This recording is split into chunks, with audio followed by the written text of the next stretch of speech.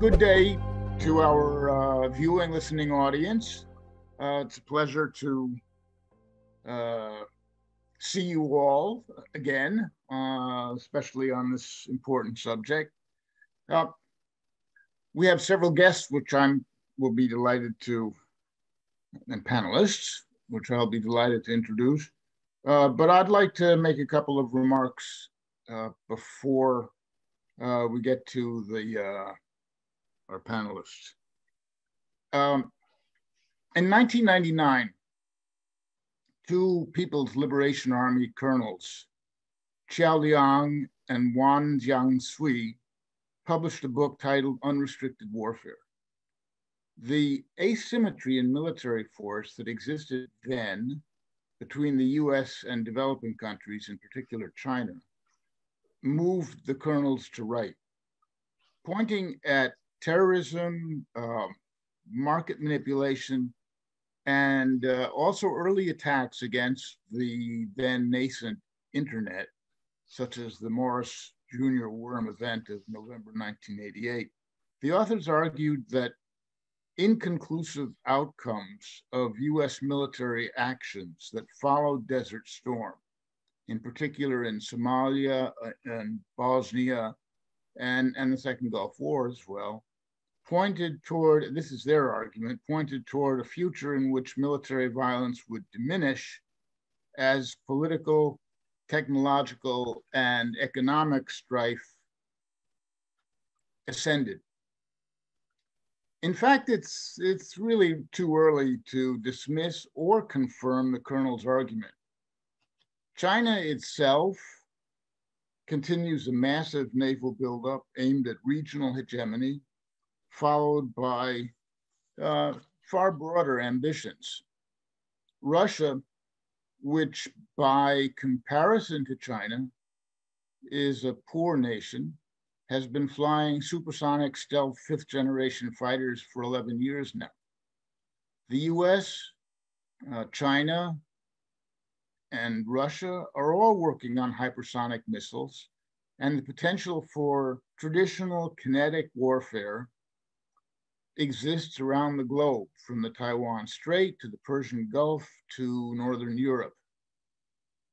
Also, the idea of economic and diplomatic warfare dates back at least to the Peloponnesian War, when Athens embargoed imports from city-states that refused to join its alliance against Sparta. Seeking to inflict crippling economic damage, Napoleon began to blockade British ships from continental ports in 1806. The US sanctioned the sale of certain metals to Japan in the 1930s. It closed the Panama Canal to Japanese shipping 5 months before the attack on Pearl Harbor. The US has relied exclusively on diplomacy and economic means to counter North Korea's extended pursuit of nuclear weaponry and ballistic missiles. Colonel Qiao and Wang may be onto something, but it's not clear that it's something new. The history of disputes between adversarial states is a millennia-long record of warfare, whether or not violence is used. What cannot be contested is the PRC's long-standing policy of using every hostile instrument to intimidate and bully democratic Taiwan into submission. The list is exhausting and exhaustive. It includes the threat to use force to achieve what the PRC misleadingly calls reunification, the crossing of the Taiwan Straits midline by PLAN naval combatants, the encirclement of Taiwan by PLAN warships, the violation of Taiwan's air defense identification zone by PLA Air Force fighters and bombers, wide-ranging cyber attacks against Taiwan's government offices. In the run-up to last year's presidential and legislative elections, Reuters reported that the PRC had bombarded, that was their word, Taiwan with fake news and disinformation in the attempt to subvert the democratic process. The PRC has worked assiduously to peel away states that recognize Taiwan diplomatically. Beijing reckons that the diplomatic isolation of Taiwan will help allow the PRC to prevail. Judged in economic terms, this policy has failed. In the half century since the UN recognized the PRC, Taiwan's GDP has burgeoned from a few $1 million to $668 billion, making it about the world's 20th largest economy. Taiwan has official representatives in more than half the world's countries. Still, the PRC persists. Turned back by Taiwan's ability to work within the PRC-imposed diplomatic limitations, Beijing seeks to prevent Taiwan's membership in organizations that serve global interests, or attempt to serve them. These organizations include the World Health Organization, the International Civil Aviation Organization, Interpol, and the United Nations, and the UN Framework Convention on Climate Change. The World Health Organization, for example, is the UN body that is tasked with coordinating international action in the face of global health challenges. Taiwan's early success in addressing COVID-19 should have been represented within the World Health Organization. The PRC prevented this. The International Civil Aviation Organization provides standards for international air travel, including protocols for flight inspection and air accident investigation. Under PRC pressure, the ICAO last year blocked tweets that discussed Taiwan's exclusion from safety notices about the COVID pandemic. These and other examples are the subject of today's discussion. Our expert speakers will address some of the most egregious ones. In order of appearance, Ian Easton is Senior Director of the Project 2049 Institute, at which he conducts research on Asian defense and security. In 2013, he was a visiting fellow at the Japan Institute for International Affairs in Tokyo. He has also been a China analyst at the Center for Naval Analyses. Ian will discuss the World Health Organization and the International Civil Aviation Organization. Christian Whiten is a senior fellow for strategy and trade at the Center for the National Interest. He served as a senior advisor in the George W. Bush and Donald Trump administrations and at the State Department. Christian will look at Interpol. Alexander Sullivan is an adjunct fellow at the Center for New American Strategies Indo-Pacific Security Program. He concentrates on US-China relations, maritime security, regional military modernization, US allies, and energy's role in geopolitics. Alexander will discuss the UN's Framework Convention on Climate Change. And just to point out something that I should have observed in the beginning of my remarks, I am Seth Cropsey, Senior Fellow at Hudson Institute and Director of Hudson Center for American Sea Power. Sorry for overlooking that. Ian, take it away. Well, good day, everybody. And thank you very much to Seth and the Hudson Institute for having me back. It's wonderful to be here on this panel. And it is great to see Christian and Alex after what has been far too long since we've been on a panel together. And you as well, Seth. Unfortunately, we're still having to do it digitally, but that's still far better than nothing at all, obviously. And it's especially good to be gathered with you gentlemen to discuss an issue that is so important.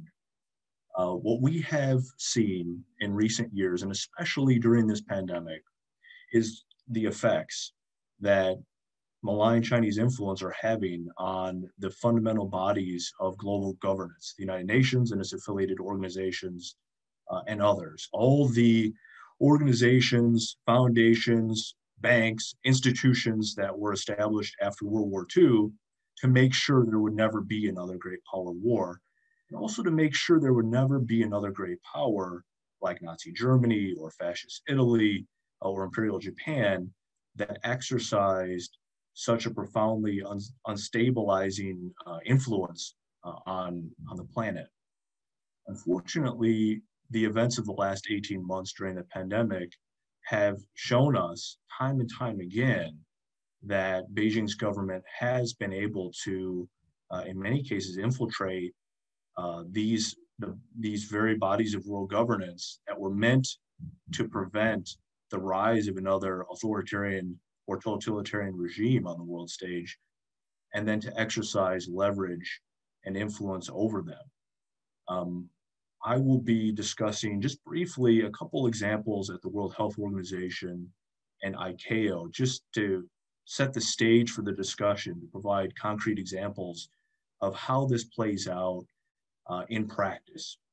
Now, in the case of the World Health Organization, it started after the SARS epidemic in 2002, when the Chinese Party state worked very hard to get its preferred candidate into a leadership position at the WHO, which they successfully did in the form of Margaret Chan, Dr. Chan, who ran the PRC's SARS program in Hong Kong, and was actually widely criticized at the time for some of the results that she achieved. Nonetheless, she took over the WHO in 2007, and she exercised the leadership role over that organization for the next 10 years, during which time there were a number of things that happened at the leadership levels that were problematic. Not only Taiwan's exclusion in the way that that organization was politicized to advance Chinese goals against Taiwan, but also things like Xi Jinping's wife, Major General Peng Liyuan, becoming a WHO goodwill ambassador. Things like Mr. James Chow, who is a longtime employee of the Chinese propaganda department. He's something of a superstar on Chinese state-run media, becoming another global goodwill ambassador for the WHO. Now, the influence that Beijing was able to exert through its proxy, Dr. Chan, became so severe that by 2017, in fact, it was August 2017, so just about 4 years ago this week, that when Dr. Tedros took over the WHO, his first mission was to fly to Beijing to sign the WHO onto a strategic agreement with China's government in support of OBOR, the One Belt, One Road, also known as the Belt and Road Initiative. This is China's mega strategy to build infrastructure and also to influence politics and policy around the world to create what Xi Jinping has referred to as a new world order. Very anti-American, very much against the post-World War II order that the United States and other democracies helped build and then make flourish over the decades following. It was remarkable, some of the things that Dr. Tedros signed on to in terms of supporting China's government influence over hospital systems around the world, especially when it comes to data and health surveillance, things like putting Chinese government apps onto smartphones and wearables for client states around the world, using Chinese technology products and solutions and software in hospitals and other organizations relating to global health globally, and also doing things that position China to develop a monopoly, a controlling position over pharmaceuticals and vaccine development and personal protection equipment, something that really was brought to a head last year when China was able to use its control over those supply chains to gain political leverage over governments around the world who had been hobbled by the pandemic and hobbled by the fact that the supply chains had become so centralized and they were all under the control of China's government. It was also noticeable that same year in 2017 that after Dr. Chan left the WHO, she immediately went to work for the Chinese government. She served as a consultant for the State Council, which is the cabinet office of the regime in Beijing. And she also served as a key leader on the Chinese People's Political Consultative Congress, Now, that organization, according to Peter Mattis and others who have studied it, is the key United Front Work Department platform globally. And so it was no surprise when Dr. Chan came out very publicly against the pro-democracy, pro-freedom protests in Hong Kong, her own home city. And it was no surprise then when she started to parrot the official Beijing line on pretty much every topic since then. Meanwhile, the pandemic happens. And so if we fast forward to June of last year, Xi Jinping gave a major speech on June 2nd of 2020, in which he said that the WHO was a strategic partner and a friend of the Chinese government, an organization that he and the CCP elite trusted so much that he advocated for them in that speech to become essentially the judge and the jury on the origins of COVID-19. He made the same argument earlier in March of last year at the G20. He made the same argument at the World Health Assembly in May of last year, where Taiwan was excluded, as they were excluded again this year. And he made it via a government white paper that the PRC government put out on COVID-19. And unfortunately, that's exactly what he got. And when other countries called for international studies into the origin of the virus for the purposes of improving global public health to make sure that something like this never happens again, for example, the Australian government, the reaction from Beijing was very negative and very angry. And obviously, when the United States government made similar calls, they were similarly shot down. And so, in effect, the WHO has become a puppet of, or a proxy of China's government.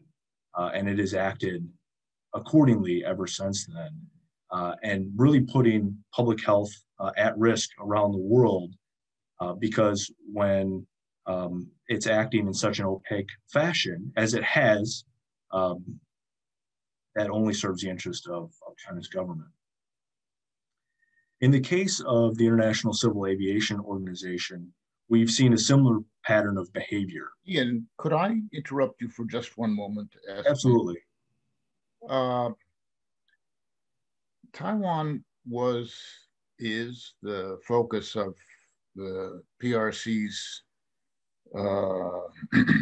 aggression these days. And Taiwan, as you pointed out, was excluded from the WHO. Could you give our audience an idea of what that meant? That Taiwan's contributions Taiwan was not able to make contributions to the WHO, especially during the pandemic? Yeah, Seth, that's an excellent question.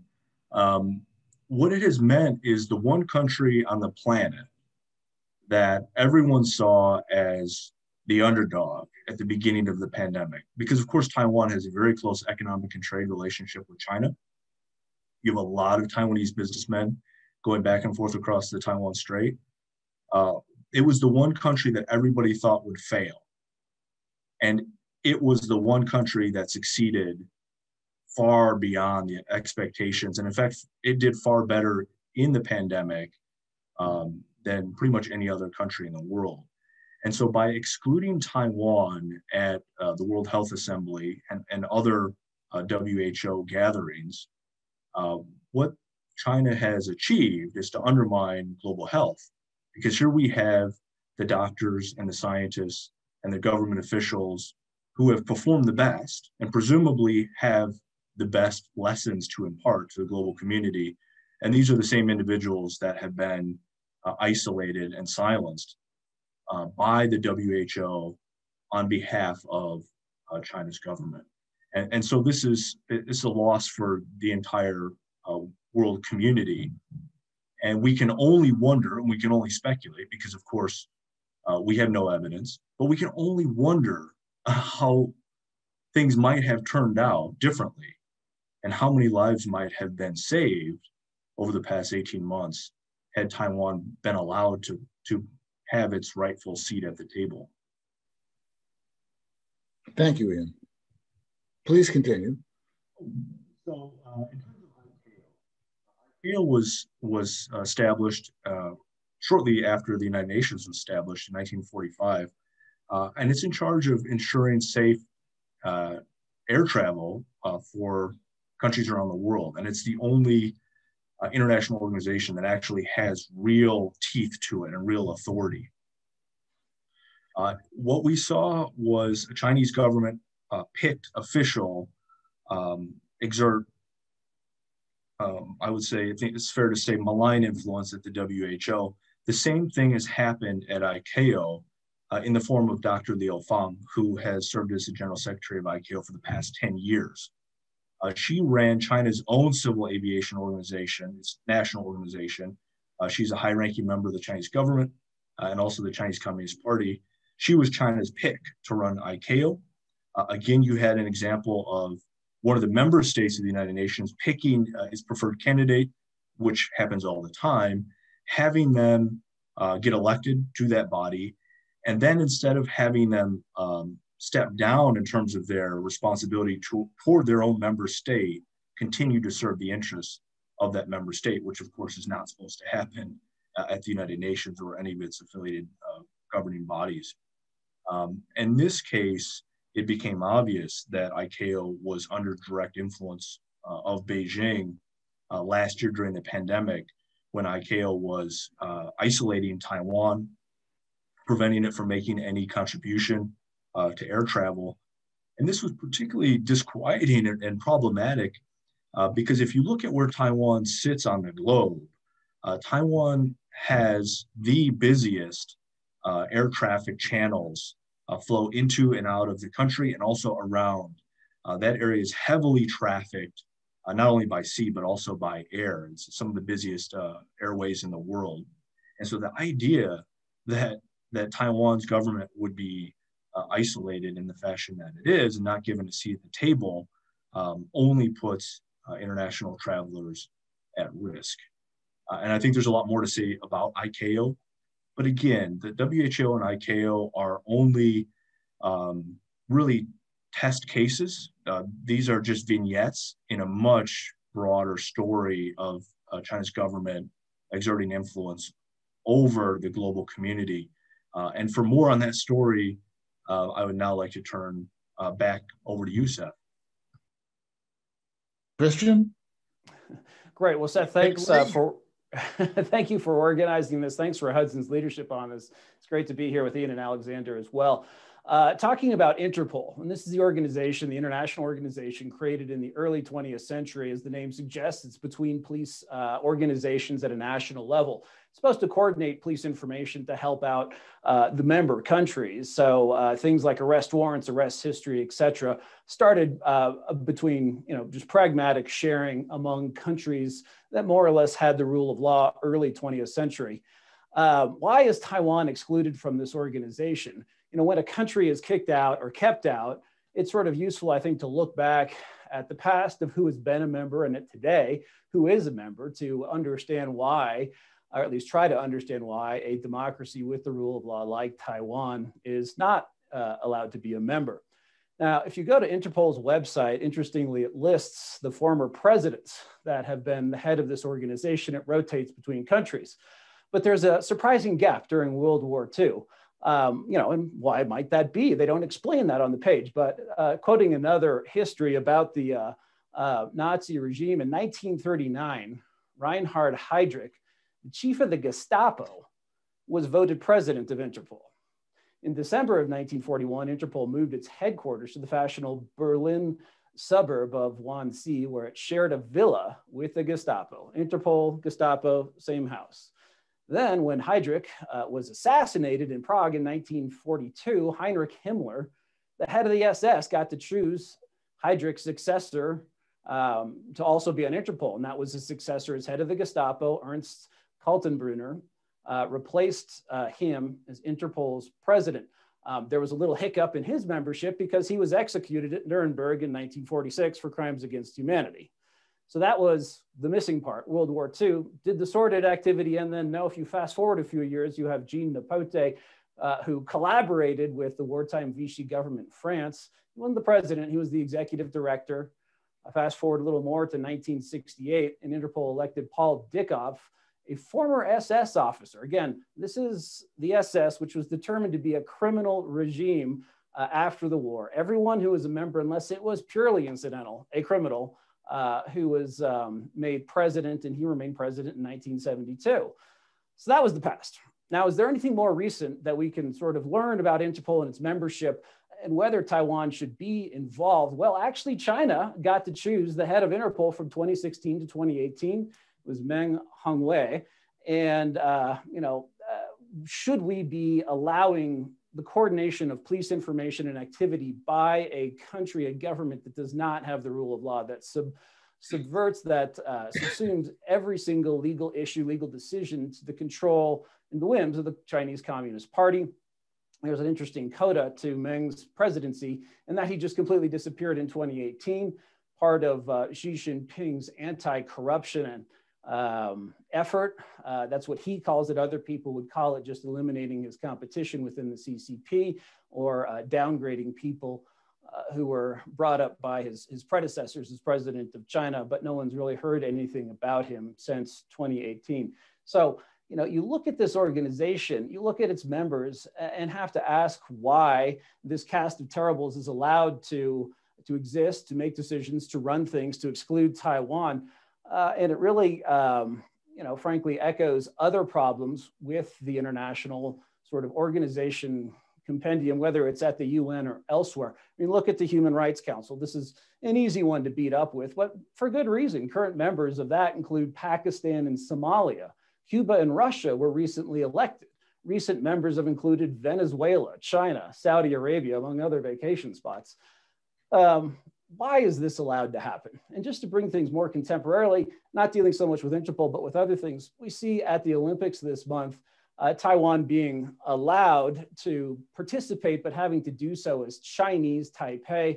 At the end of the day, that's just a lie. There is no place called Chinese Taipei in the real world. And any American, regardless of what you think about the CCP, about foreign policy, about politics, any American who spent 5 minutes in China and 5 minutes in Taiwan know that they're very different places, different countries, if you will, and that there is no Chinese Taipei. It's interesting, coming out of the Olympics, I gather that many Taiwanese were happy just for a simple victory that NHK, the Japanese broadcaster, introduced Taiwanese athletes not as coming from Chinese Taipei, but as being Taiwanese. Simple statement of fact. It's sort of sad that that's considered a major sort of breakthrough, a great feather in the cap of NHK, because again, it's just sort of saying what's obvious, saying the truth. When you look at Interpol, when you look at the Human Rights Council, when you look at these other international organizations, yes, the United States and others should say this is absurd. We should allow a democracy with the rule of law that conducts itself well, that is a rich country that has made its citizens, lifted them out of poverty and lifted them out of tyranny, frankly. But frankly, if I'm a citizen of Taiwan, I don't know if I do want that. I don't know if that should be the priority.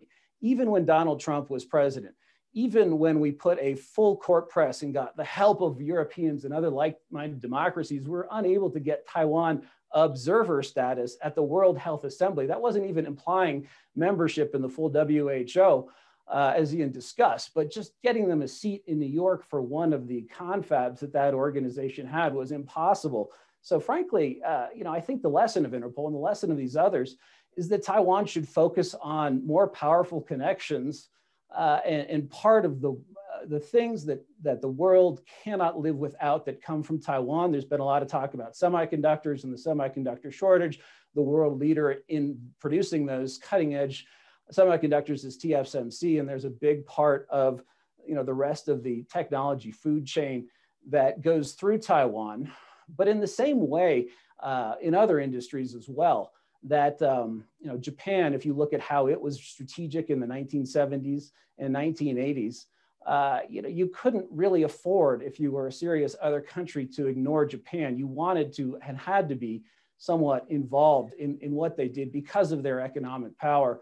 My suggestion would be, yes, we should try and get Taiwan into these other international organizations, but taking a different approach that's more entrepreneurial, and flexible might be called for, because it's just so hard to get these crooked organizations to do what's right.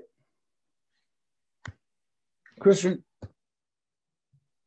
if I might ask you a similar question to the one that I asked Ian, it would be interesting to know what Taiwan could contribute, how Taiwan could be useful if it were a member of Interpol. In other words, what does its absence, what are the consequences of its absence? You know, people do commit crimes in Taiwan. Actually, one thing that sparked a lot of the sort of domino of events in Hong Kong was someone who had committed a crime of murder in Taiwan who went to Hong Kong, and there was a lack of a mechanism to deport him back to Taiwan for trial, which then created this opening to potentially deport people not just to Taiwan, but to the mainland. Anyway, long story short is having information about criminal activity in East Asia probably ought to include one of the major financial and cultural and media capitals in East Asia, which is Taipei and Greater Taiwan. There's also the question of bad information coming from other countries. If China is going to be a member, and it is, there's always the risk that countries use Interpol to try to go after political dissidents, basically, that they'll, and there is a mechanism within Interpol to basically say, okay, we know you don't like this person, and maybe we have a deportation treaty with you, but no, we're going to view that as a political prisoner, and we don't agree with your prosecution. But you know, Taiwan's extensive knowledge of the mainland and of broader activities throughout the region would be helpful to international law enforcement, would be helpful to the United States. You know, it's also the situation where there are a lot of dual citizens, Taiwanese and Americans. During normal times, a lot of Americans who travel and live in Taiwan, and you know, being somewhat blind to a great deal of information about criminal and potential criminal activity is just harmful. It's a way that Beijing, because of this insatiable demand to diminish Taiwan, really puts itself and the rest of the world at risk. Thank you, Christian. We'll have time for a discussion among us all after Alex's remarks, but for now, Alex, if you would take the stage. All right, thank you so much, Seth. Thanks everyone for joining. I am preparing to talk about the UNFCCC, that is the United Nations Framework Convention on Climate Change. You know, I want to start out, if I can, with just a quotation from President Tsai Ing-wen this year on Earth Day, April 22nd, which articulates the stakes of the climate challenge and what's required to properly address it. And that is, frankly, that everyone has a common goal to cut carbon emissions, slow climate change. As she articulates, Taiwan is seeking to be energetic in playing a positive role in this massive international effort. Of course, it's not quite that simple. And as much as, you know, climate is regarded as an area for international cooperation, perhaps an area where the framing of political warfare is least applicable, it is still, like every other aspect of international politics, subject to tussling, to even political coercion, and one manifestation of that is the way in which Taiwan is excluded from major decision making on how the world is going to address climate change. So I'm going to go over briefly what the UNFCCC is, Taiwan's history and relationship with it, and then lay out a case for why I think Taiwan should be a part of the process and how we might affect that outcome. So the UNFCCC is a United Nations treaty with 195 signatories, entered into force in 1994.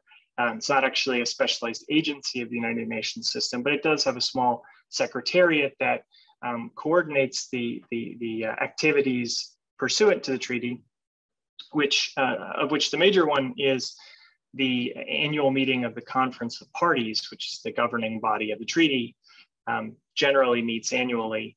And what the UNFCCC really is the premier body for achieving political consensus on climate change, how it should be addressed, and all associated issues. There is a technical side, the Intergovernmental Panel on Climate Change, but UNFCCC is where the real decision-making action takes place. For instance, it is the framework which encompasses the 2015 Paris Agreement, which the United States just recently rejoined under President Biden. And so Taiwan has tried valiantly, as in many international contexts, to participate under the auspices of the Industrial Technology Research Institute, which is basically an FFRDC of Taiwan's. Taiwanese officials, primarily environmental regulators, have been able to participate, to attend the Conference of Parties gathering since 1995. And additionally, many other civil society NGOs focused on environmental issues from Taiwan do actually participate. As with other international, global governance arenas, there were some overtures presented by the PRC to Taiwan. The head of the Taiwanese EPA, Wei Guoyan, was allowed to observe the COP21 proceedings, which is where the Paris Agreement was finalized and signed. Had to participate via the ITRI, vehicle, but was still there in attendance. But since President Tsai assumed office, even the NGO vehicle for Taiwanese officials to participate or to attend has been blocked by China. For instance, at the 23rd meeting of the Conference of Parties in Bonn in 2017, the DPP minister for environmental protection, Li Yingyuan, was physically impeded from entering an ancillary conference hall of the proceedings by what by all accounts were sort of members of the Chinese delegation. So, obviously, this is a pattern that we've seen before. To briefly address, how China is able to bring this about, that Taiwan is excluded. China exercises many, sort of policy levers in the United Nations system, whether it's related to funding or civil society staffing, campaigns for the heads of specialized agencies, so on and so forth. But on climate, as with public health and other issues, the bare fact is that what China does on climate matters a great deal more than what Taiwan does. China is the largest emitter of greenhouse gases in the world, the largest economy by some measures, and eventually by others, most likely. And so the world needs information, and at the very least, and if not cooperation from China. But to say that China's actions matter more than Taiwan's is not to say that Taiwan's don't matter, and that this should not be a pretext for the complete exclusion of Taiwan's voices on this important international issue. So, why should Taiwan be a part of this this process, this framework? From Taiwan's side, it's the truth is that it's highly vulnerable to the effects of climate change, especially extreme weather. There are many typhoons and floods that Taiwan experiences on a regular basis, including, and now we've seen the effects of a withering drought. You can see on the screen a reservoir, which I believe is at 7% capacity in Hsinchu, which some of you may recognize as the home of TSMC. On the more positive side, Taiwan is able to, through climate diplomacy, show itself off as a responsible global actor, one that is trying to do its part to address the major problems of our age. From the US side, this is where genuflect to the official documents, but the Biden administration has articulated a call for a return to international institutions, especially to focus on climate. In addition, there's an idea that there should be special cooperation among democracies, and of course, Taiwan is a signal success in that regard. And in addition, it's an important aspect of economic resilience is accounting for climate shocks. Taiwan really is a major, a significant player in the climate space, perhaps not so much as China, but in 2019, it ranked number 24 in total emissions and number 18 per capita. Additionally, the issue of semiconductors was referred to earlier, but Taiwan's largest industry, it has a huge effect, both directly, through the energy and the water that it uses to produce semiconductors, and indirectly through the operational energy expenditures of those technologies once they reach end users. This is something that Taiwan's conditions really need to be accounted for in international discussions around these issues. By turn, Taiwan can also play a really important positive role in the solutions. So the Tsai administration, as well as multi-party coalitions in the legislative yuan, have been calling for a standard of net zero emissions by 2050, which it must be mentioned, matches the standards outlined by the EU and other sort of major green players, and exceeds the standards articulated by China, for which Xi Jinping has received so much acclaim. There are issues with implementation, but they're trying to get there with a pace that matches the challenge. In addition, how the semiconductor industry evolves is going to play a huge role in final demand for electricity, as well as energy production, in the manufacture of information technology. This is something that's been acknowledged in the White House supply chain review, as well as by the private sector. TSMC, for instance, is part of a major global initiative by which firms, multinationals, are trying to adopt renewable technologies in their operations. So I think it's clear by now why Taiwan needs to be at the table. The question is, how do we do that?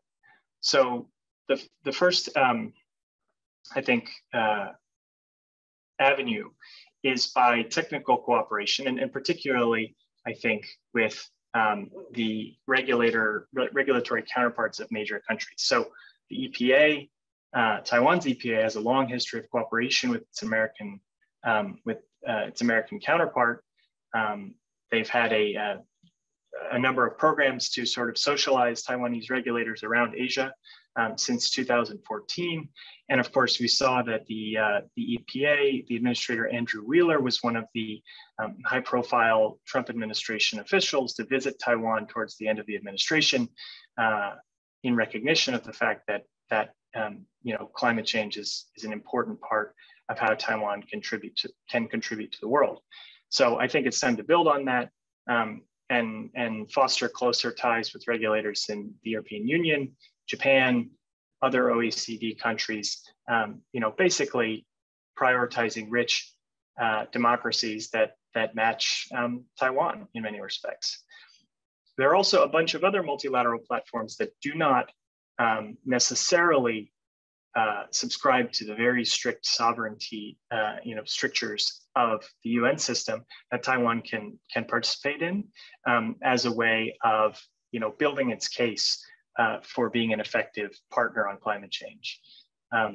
These include things like APEC, the IEA has programs, and a number of other specialized climate platforms that many of them focus on Asia or on, sort of major economies of which Taiwan, I think, should be counted as part.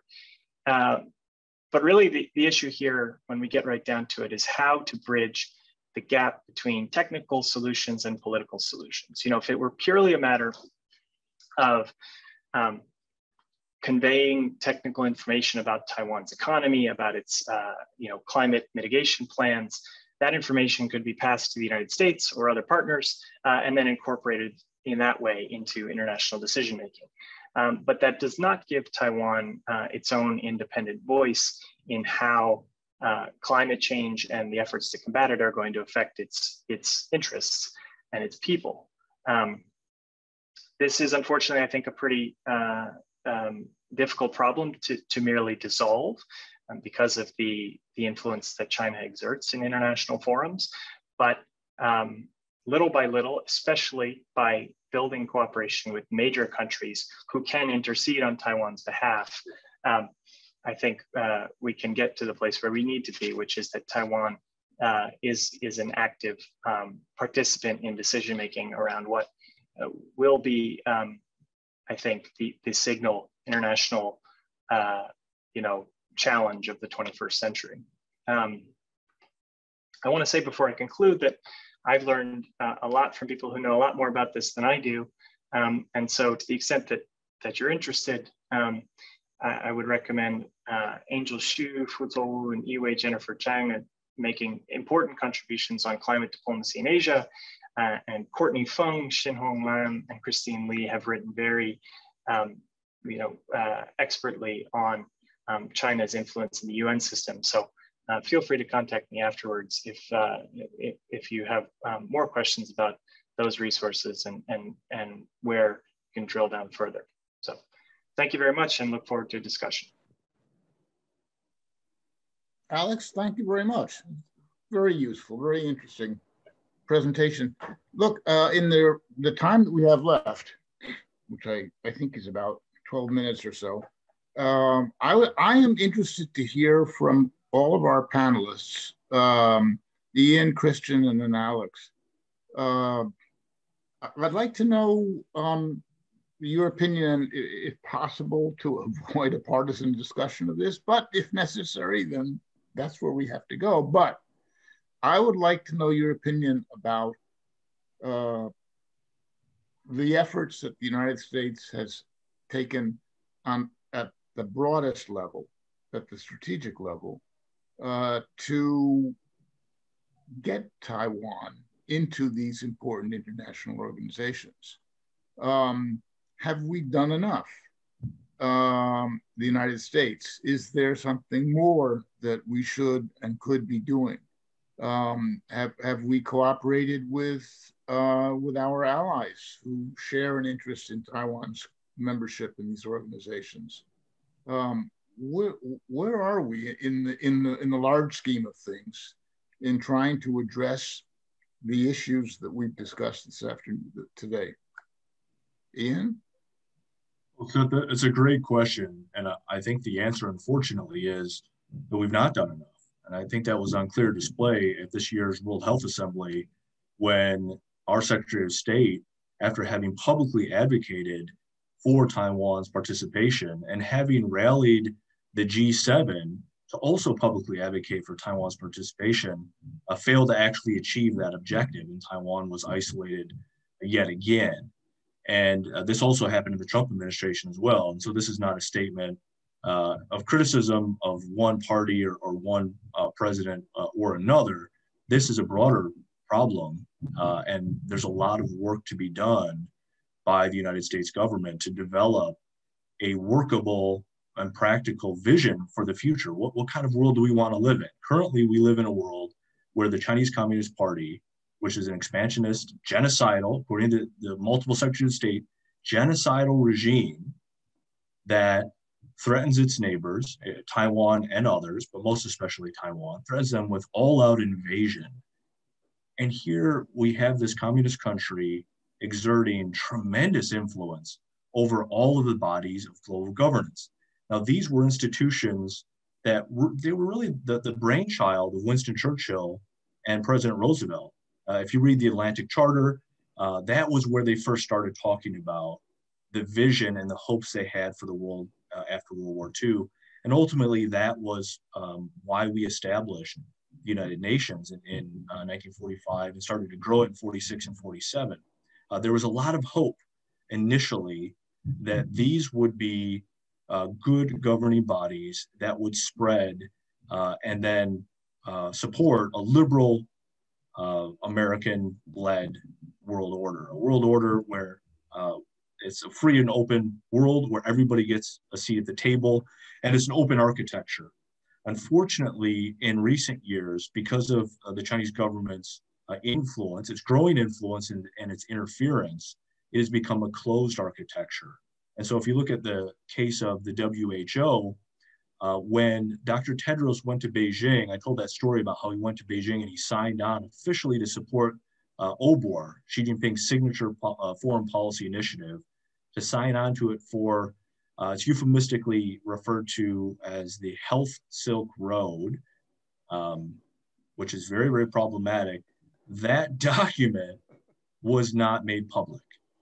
So his visit was announced on the WHO website, but the memorandum, the strategic partnership that he signed was not. You have to be able to read Chinese and to go on to the People's Daily in Beijing to read what he signed on to. And what he signed on to was deeply, deeply problematic. And we can talk more about that if there's interest, but this is just one case study of many. And so I think there's a lot of hard work that needs to be done. The United States does need to develop a strategy for how we get out of this very problematic situation we're now in, and how we work together with other like-minded countries to improve this broken infrastructure, and then, if necessary, to build something better that excludes authoritarian nations like China.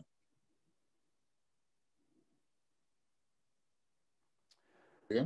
Thank you, Ian. Christian? Thank you, Seth. You know, briefly, I think it's tough because we're caught in a vacuum right now between an international order and a set of organizations that I think are a failure, that are left over and may have made sense in 1945 and through the Cold War, and we've yet to transition to something else that's coming and yet to be defined. So, as far as can the United States do more to get Taiwan into these international organizations? Maybe. You know, we've made some progress. You had a Obama-Biden administration that did little to help Taiwan, and that, you know, beyond sort of blithe mentions, and frankly intervened on behalf of the KMT, the more pro-Beijing party in Taiwan. Fast forward to Trump and Biden, and to his credit, President Biden has kept some of the more hawkish policies on China that were adopted by President Trump. But even under that Trump administration, as I mentioned, that attempt at a full court press at a time where it made eminent sense to get Taiwan into the World Health Assembly didn't work. If we wanted to try harder, you could do something. You know, a lot of the times when we criticize or withdraw from instrumentalities of the UN, like UNESCO or the UN Human Rights Council, or when we have complaints about the UN High Commissioner on Refugees, we'll say, you know, we're not sending you money. But we end up sending the money to the UN still and just say, we don't want the money spent on the Human Rights Council. Well, money is fungible. So if you're upset with the lack of Taiwan being in these organizations, threatening to quit, and also subtracting the total cost of that organization from the check that we send to the UN or any other given international organization, might have a little bit of an effect. But at the end of the day, China is just dominant in all of these. China often has a veto power, or it has a number of countries that aren't exactly friends, but at least have been bought off, or who believe in the concept of non-intervention and, you know, the typical language and verbiage the Chinese use. So that's why I come back to, you know, we've never had a president of any party that views Taiwan as the asset it is, that realizes it's not a liability that might start World War III. It's an asset that puts the lie to the entire reason for existence of the Chinese Communist Party, that ethnically Chinese people need the party in order to survive and to thrive. And it's just not true. Taiwan puts the lie to that. You know, viewing it through that lens, and for Taiwan to, again, be entrepreneurial, be flexible in how it uses its influence. We used to talk about the tiger economies of East Asia. They've been kind of snoozing lately, and COVID has contributed to that. But to throw around economic and cultural weight, be the leader in where people go to learn the Chinese language. Don't defer to the mainland or to Singapore on that. Yeah, we've talked about semiconductors, but Taiwan can lead in art. And and media and film and other realms like that. And so, basically to sum up twofold, yes, the US should try harder and make these crooked organizations at least feel some heat, at least be angry and tough on these organizations, but also realize that's probably not going to work and we need some other path too. Thank you, Christian. Alex, you get the last word? Sure. Well, I'll try and be brief. The way I look at how China has grown its influence in the UN system is by pursuing a strategy that combines access and brokerage. So what it does is it uses levers of policy influence outside the UN system to build coalitions at the UN that give it greater access to the system in the form of, positions of influence in specialized agencies, General Assembly, referenda, stuff like that. And I think that the path forward for the United States is to take a page out of China's book. In the past, when Taiwan's representation or other issues have frustrated the United States at the United Nations, particularly in recent years, the answer has been, well, let's take our ball and go home, which has not by any means affected or diminished the pace at which China's influence in the United Nations is growing. So I think a different approach is warranted. And in particular, I think the way in which calls are being articulated now to work amongst democracies, sort of core allies in Europe and Japan, to get on the same page about what kind of world we want to see at the United Nations and in other forums. Really working outside the UN system to then bring that into these sort of top tables of global governance. Not to say that those are the only places where important things can get done, but I think one focus of deepened cooperation among allies should be articulating a common voice at the UN and in places like that. And I think one fruit of those ties, which I would call the same sort of brokerage that China uses to grow its influence, maybe to create some space for Taiwan in some of these bodies. It'll be slow. It may not even succeed, but along the way, Taiwan may also deepen its friendships with powerful countries in ways that can advance its interests and its security. So I think we need to play a different game on the international stage, and luckily, I think there are indications that that's what the U.S. proposes to do. And Seth, if I could add one more thought, I fully agree with what Christian and Alex said. Another thought occurred to me, and that is, if we're concerned about Taiwan being isolated in the international community, the United States government has an opportunity to set a good example. So for example, if Taiwan is isolated at the WHO, then Dr. Fauci and other leading health officials in the United States can and should go to Taiwan and visit and get to know their counterparts and give them a platform, give them an opportunity to share their experience. If the United States government is concerned about Taiwan being isolated from Interpol, you could have the director of the FBI or the head of the Department of Homeland Security go to Taiwan and to meet their counterparts in Taipei. And the same is true on climate change. We've had one head of EPA go to Taiwan ever. Obviously, that's something that could become a regular occurrence if we're serious about fighting climate change. That the head of EPA, who I believe is a member of the cabinet, I could be wrong about that, but I believe so, could visit Taiwan on a regular basis. We could also have the head of the FAA visit Taiwan whenever Taiwan's excluded from ICAO. I am fairly certain that if we started to play hardball on this, then things would start to change. But they're not going to change if the United States is not willing to step up and to show real leadership. And showing real leadership on this issue actually means sending senior leaders to Taiwan. Excellent points. So we're at the end of our time rope here. So I would like to thank Ian Easton and Christian Whiten and Alex Sullivan for excellent presentations and terrific answers to the questions, a discussion among them. Taiwan is a democracy.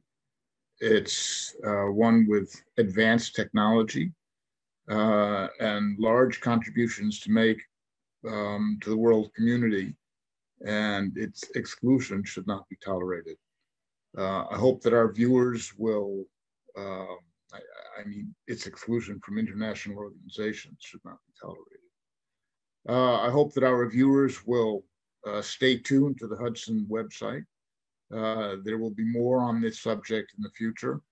Thank you for joining us today, and good day.